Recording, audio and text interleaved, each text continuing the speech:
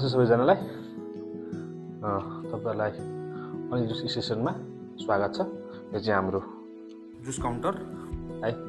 हामी चाहिँ यहाँ बसेर हामी जुस बनाउँछौँ र हजुरहरुलाई खुवाउँछौँ र खुवाउने हाम्रो चाहना सपना पनि छ। सो आज चाहिँ हामी वाटरमेलन जुस बनाउँदै छौँ। सो हजुरहरुले घर पनि एकचोटि बनाएर ट्राई गरिदिनु होला। र सुरुमा म बनाउनु भन्दा पहिले म मेरो सामान के छ म इन्ट्रोडक्सन गराउँछु।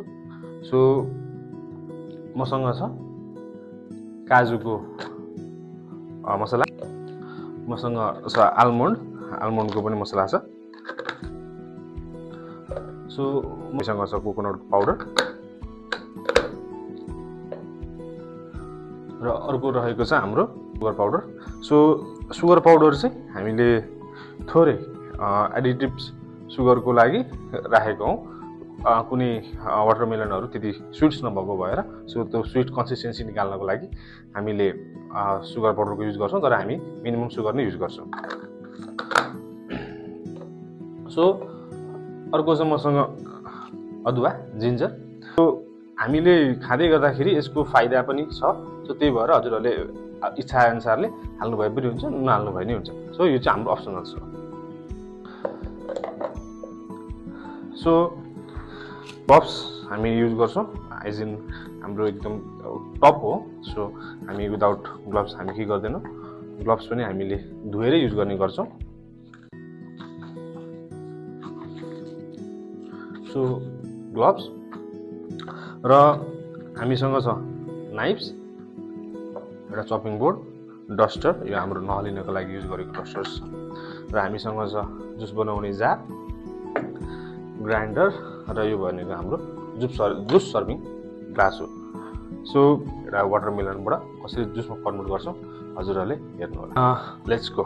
मैले 2 केजी बराबरको वाटरमेलन लिए र मैले पानीमा मजाले पखाले, त्यसलाई निकाले र मैले चपिङ बोर्ड माथि राखे। मैले बीचमा 2 टुक्रा हुने गरी काटे, 1 टुक्रा मैले साइड लगाए र 1 टुक्रा मैले लिए। मैले स्लाइस गर्न सुरु गरे र स्लाइस गरिसकेपछि मैले दाना निकाले। दानाले अलिकति टेस्ट बिगार्ने भएको भएर दाना हामी निकाल्छौं।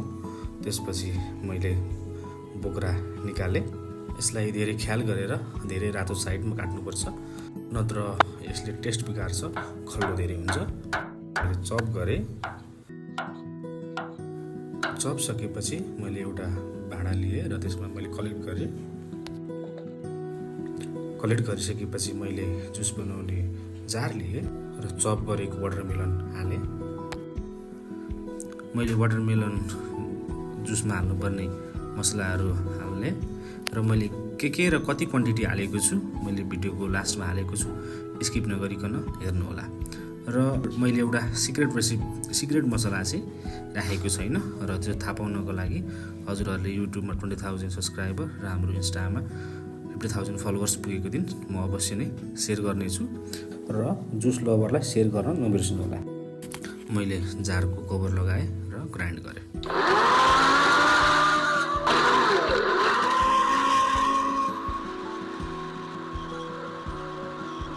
केही बेर ग्राइन्ड गर्नुपर्छ यसको कन्सिस्टेन्सीको लागि। यो चाहिँ हाम्रो जुस ग्लास हो। ग्लास लिए र मैले ग्लासमा हाले। हाम्रो क्वान्टिटी भनेको 300 ml हुन्छ र प्राइस भनेको 150 मात्र। हाम्रो वाटरमेलन जुस रेडी भयो। हाम्रो च्यानल सब्स्क्राइब गर्नेलाई स्पेशल डिस्काउन्ट छ। So don't miss to get discount. So follow गर्नु होला।